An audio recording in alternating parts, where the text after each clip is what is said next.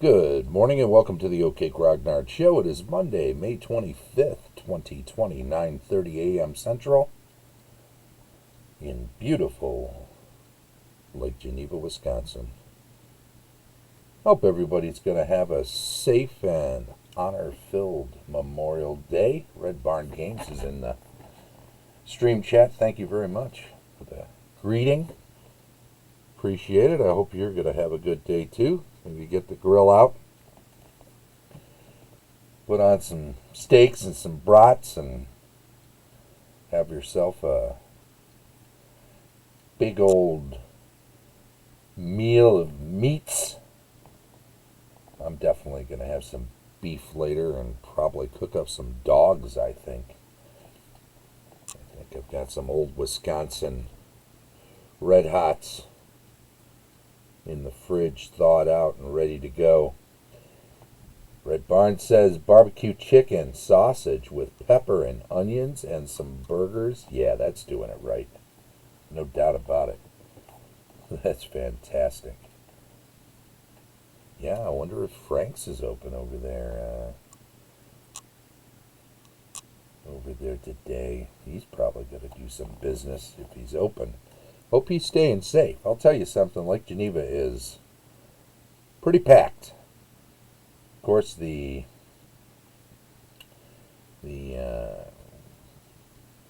coronavirus epidemic is still prevalent in many parts of the world, and the United States perhaps more so than most.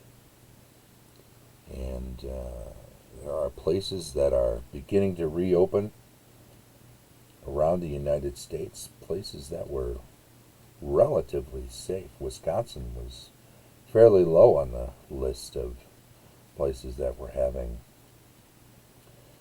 difficulties, cases, and people passing on, and that's all very sad. Hate to lose anybody to an illness. Worse still if we have no way of dealing with that illness. But Red Barn, where are you? Just name a town. You don't have to give me an address or whatever, or a portion of a state, northeast this or southwest that you're starting to get some reopenings where you are. Obviously, I'm in Lake Geneva and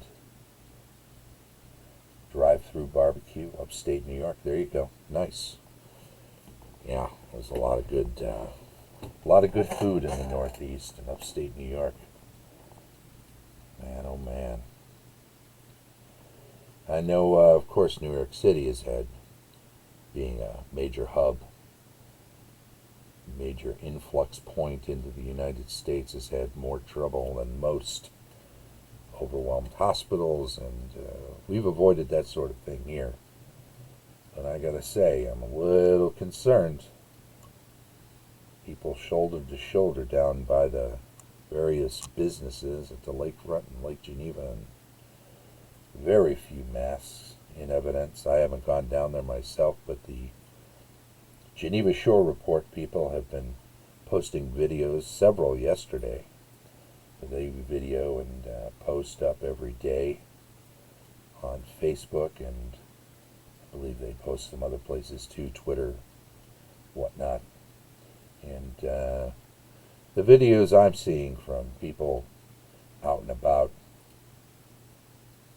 definitely are showing that precautions aren't really being taken by anybody. And I wouldn't be surprised if a week or two from now we see a rise in the number of people that are infected and having trouble, and hopefully anybody that suffers that way will recover quickly.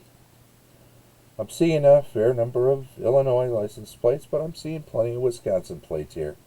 I'm only a couple blocks from the lake, and this time of year when the weather starts getting nice and we're moving into summer, this is an area where parking is at a premium.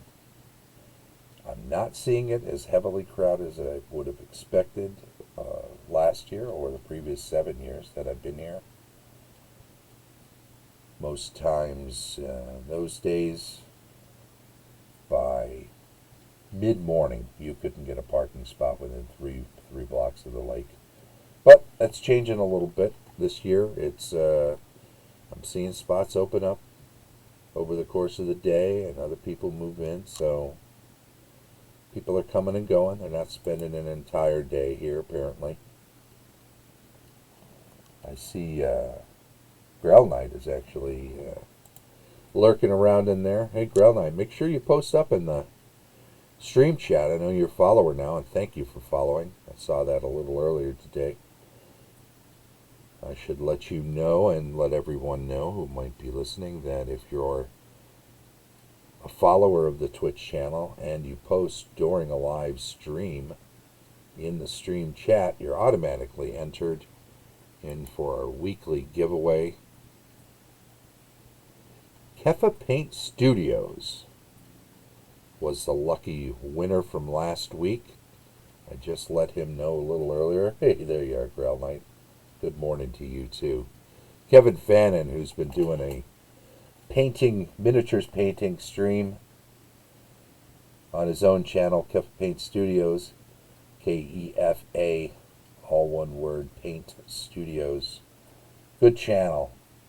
Very mellow fellow. Really enjoy sitting in and watching his painting talents on display. You pick up a few pointers whenever I watch him, and that's a good thing. And he was the lucky winner, and what did he win? Well, I'll tell you what he won. He won a set of these wonderful OSR patches from Thaddeus Moore. If you're looking to get a set yourself, I think they're $6 a piece or $18 for a full set.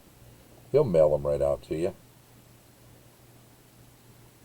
Thaddeus Moore started making these a few years ago. I think he started with the blue one up top, or maybe it was the middle one, and then he added the other two. The last one being the satire of the Sword of Conan, right? The OSR one is a satire of the TSR logo from back in the day. They're all pretty cool. You can put them on a hat, you can put them on a backpack, you can put them on a jacket. You know, I'm here in Lake Geneva. I really ought to go to that Harley place one of these days and get myself a leather jacket with get a nice lich stitched on the back with that classic Sons of Gygax as a way of claiming that I'm part of a... But, you know, I don't feel right doing it because I don't ride a motorcycle. If I did, I would do that in a heartbeat, and patches like this would be all over that jacket. But a lot of people like to put them on their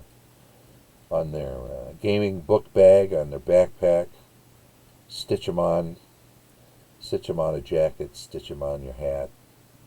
All sorts of ways you can use these. They're just cool to have. And they're really neat looking, right? I just love that original. I think it was Stuart Robinson who came up with that original Dungeon OSR logo, the blue in the classic blue. Red Barn says, I put them on my hiking patches. Yeah, for sure. You're going to be out hiking for a long time. It's nice to fly your freak flag no matter where you go, right? Hey, you know, later today, I'll be running some games on Roll20 using, I have been using the Discord voice chat and the text chat over there. I just didn't want to take a chance and just use the native Roll20 stuff just yet for voice and text chat, but they seem to be working well enough, so I think once I'm on the other side of this Con of Champions, I'll start using strictly the Roll20 native voice and voice chat when I'm running games on Roll20, just to cut down on the number of apps, programs, whatever I have as part of any game I run, because course, you know, the more working parts you have in anything, the more likely you could have some kind of a problem. Got some cool games going today. They're all full. There are some people that have, on a couple of them, put themselves on a waiting list. But, you know, if you're not doing anything and you want to join in and throw yourself on the waiting list, I know there are other events that are still available and open. I'm running these first edition AD&D games. First level for the first game. I've changed Tower of Trouble to a 5th level game. I did that on Saturday with the center 3rd level game, and I'm doing the same today, upgrading it to a 5th level game. As I got closer to the con, the testing I did of the setup I had for it just felt a little too weak. The player characters, I could have watered down the scenario with weaker encounters, but I went the other way, and I just decided, you know what, I've already got some 5th level pre-gens ready for the 6 o'clock game. I'm going to use some of those for the tower game, and that way they have a fairer chance of surviving, and they'll have more fun. Yeah, it's always nice when you have some more options. If you're already familiar with first edition AD&D, you know that those early levels can be very challenging. You have to be very clever to make it up out of first level on through 2nd and 3rd, and maybe even get up. 5th level is when you start to see more powerful characters you could truly point at as being heroes, I think. And of course, once you get up into the later single digits, you've got some very strong characters that can do a whole lot. I'm also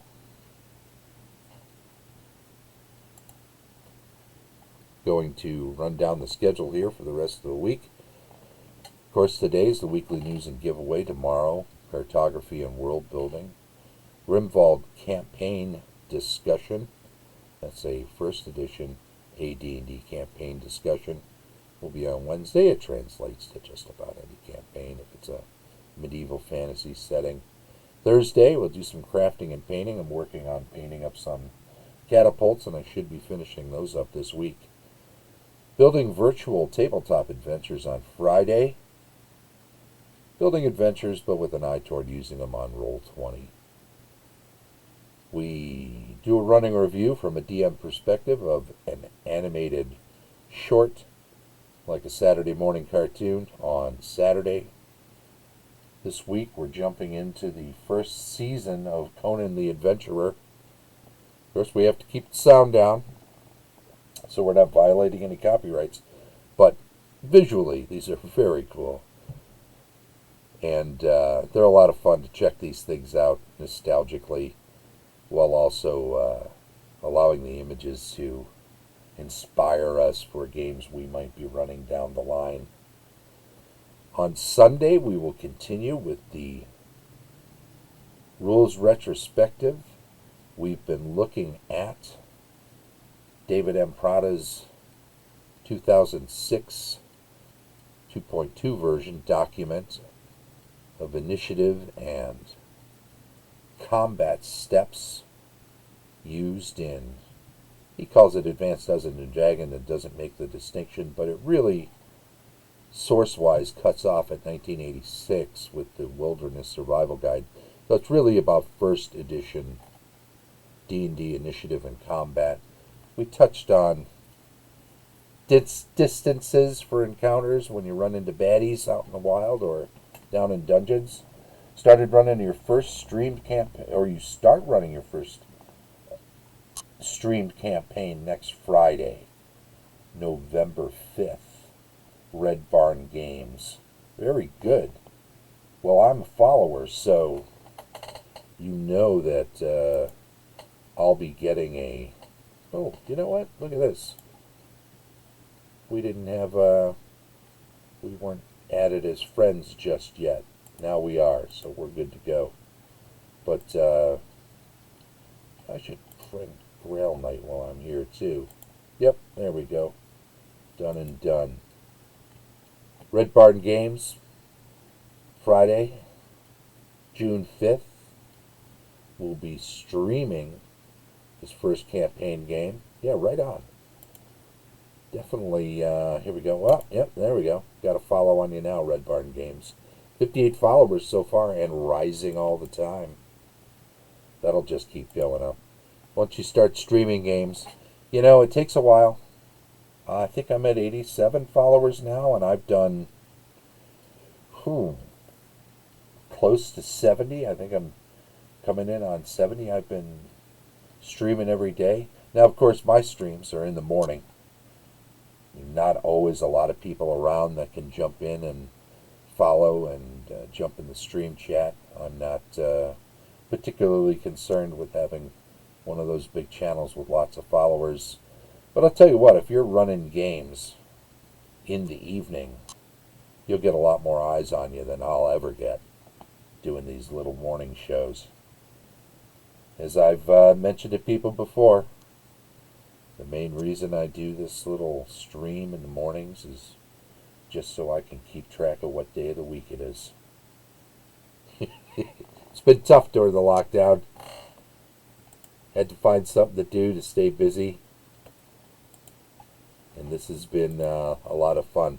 It's also nice that I've been a lot more active on Twitch too, because it gives me a chance to see a lot of virtual tabletop games being streamed, which of course right now is just booming.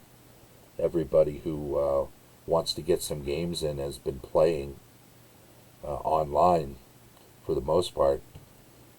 Very few live games taking place, I'm sure, for safety's sake. And, it's not the same as playing face-to-face, but it's something, and it's better than nothing.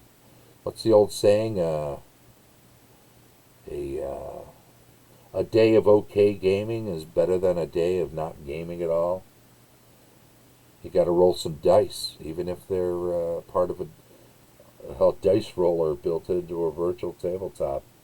I know a lot of people that'll run more theater of the mind type games, and they'll do that on Google Hangouts or Skype or Zoom, and they will sometimes use or Discord voice chat or video chat now that they've got that up and running, which works really well. Virtual dice are better than none at all, no doubt. And if they're doing theater of the mind and they're just sitting around, if you get a good group, you trust everybody, a lot of people just say, you know what, roll your dice, just tell me what you get. There's a certain tension and excitement, though, that gets built in when you're actually seeing the dice be rolled, even if they're virtual dice. When everybody can see it, and whatever it is, and it's one of those situations. Grail Knight says, I've been running games since first edition and virtually everything in between. The wife and I just commissioned a brand new custom game table with a VTT 40-inch TV built in to the middle. Yay, stimulus money. You know what? You're helping the economy, Grail Knight. Thank you very much for doing so. That's a great thing. That's just, if I was going to have a table space in my home, that is just the kind of table I would get built. Because I've been managing the game store here, and because there's a great game store in town, even if I wasn't managing it, Lake Geneva Games, I'd be playing over there regularly anyway. It's just easier to meet at a game store and play, and gives me a chance to get out of the house. I'm kind of semi-retired, I don't know if anybody who's here right now or listening knows that about me, but I sort of moved up here 7 years ago, sort of semi-retired. Was going to spend a lot of time writing and kicking back, and then just getting out into gaming when I could. And then the local game store was in need of some staffing, so I stepped up. I didn't want to see the game store go bye-bye. I didn't move to Lake Geneva to see the game store close on my watch. So I stepped up to kind of help out, and that sort of drew me in even farther, and I got busier and busier with that. So I love it. I love working there, and I run my games there. Most of the time that I've been up here and working there, even, I've run a weekly campaign. There's been a couple months here and there where I had some time off, but of course I board game regularly, a few times a week, and play card games, and so I get a lot of gaming in. I've got no complaints, except, and here you go, the OK Grognard is going to complain. I don't do a lot of grumbling, but I'll tell you what, and this is kind of innocuous really, I would just love to be able to war game a lot more year round, very, very locally. I mean, I'm sure if I put the feelers out, I could find a way to get more wargaming in.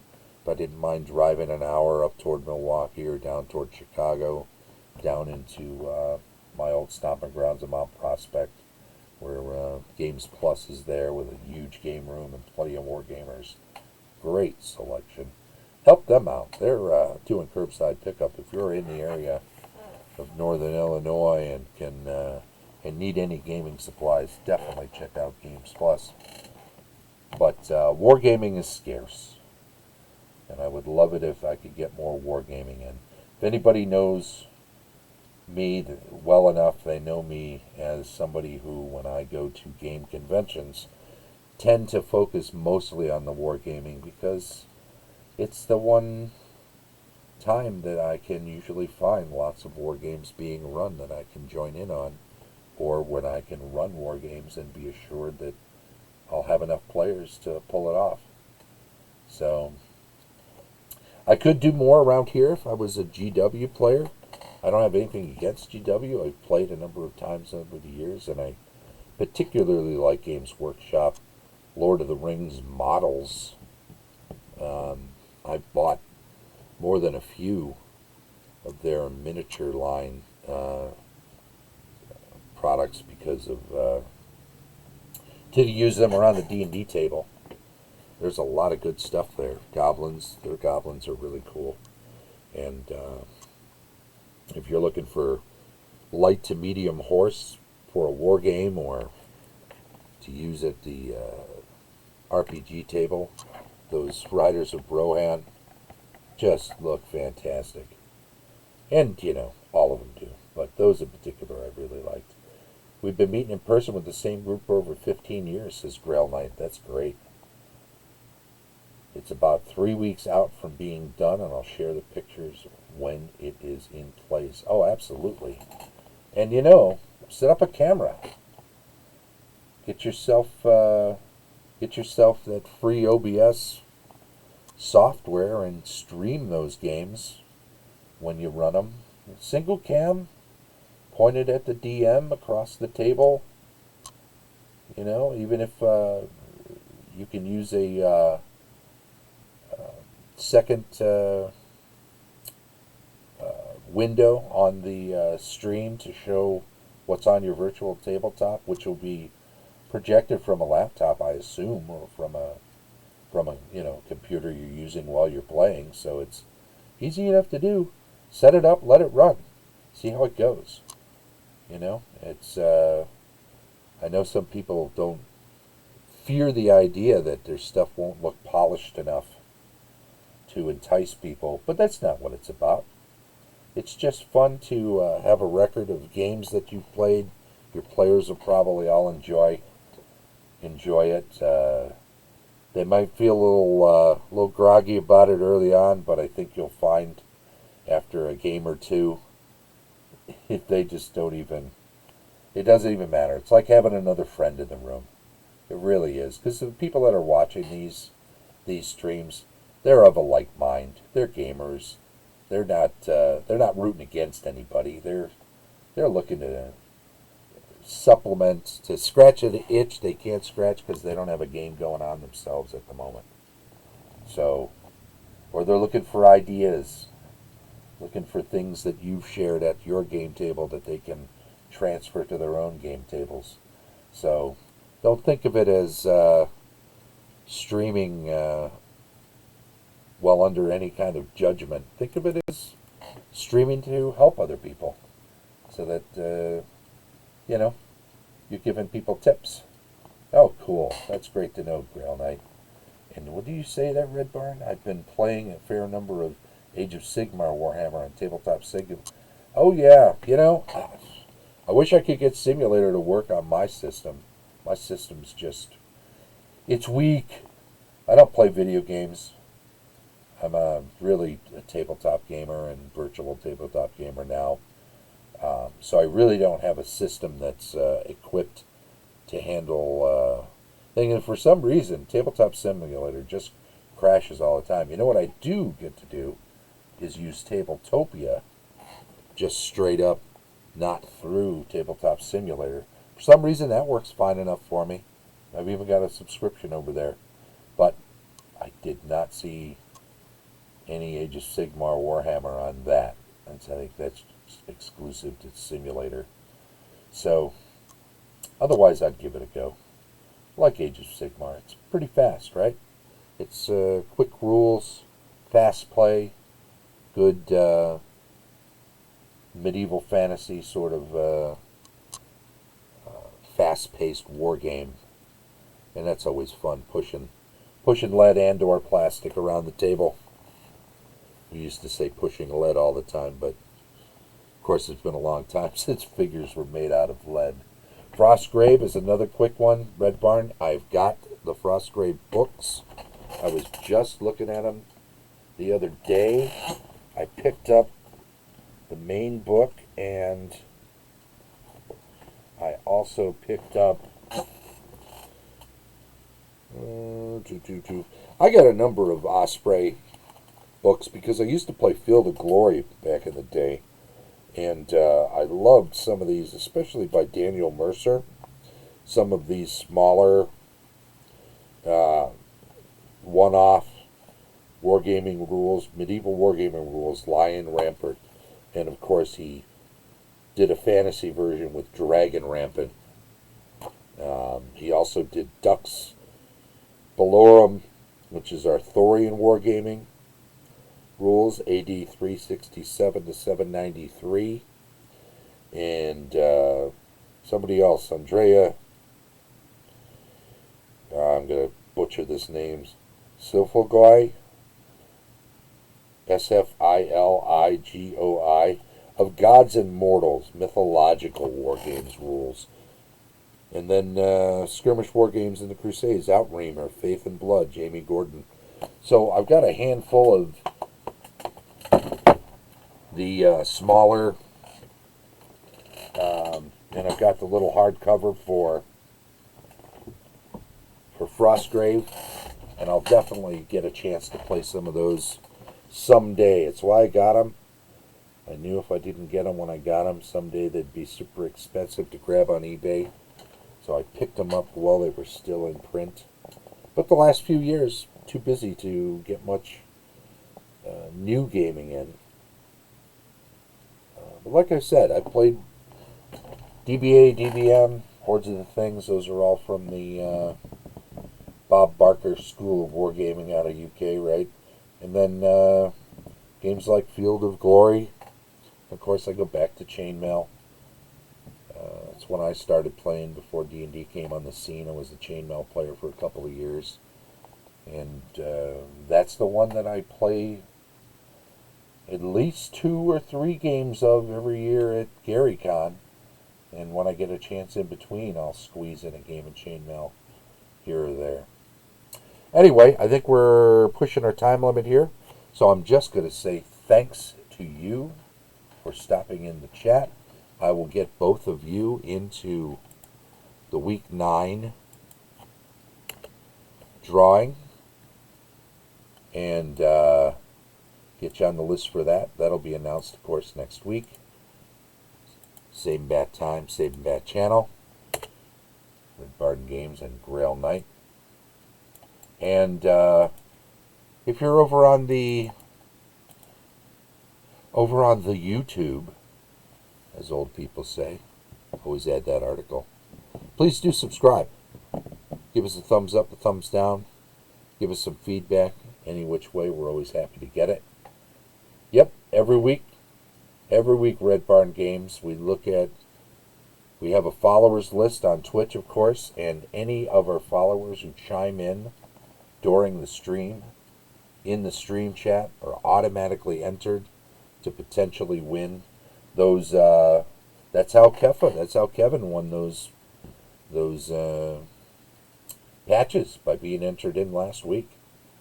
So, if you like the OK Grognard Show and you don't mind following the channel, and you get a chance sometime, any day of the week at 9:30 a.m.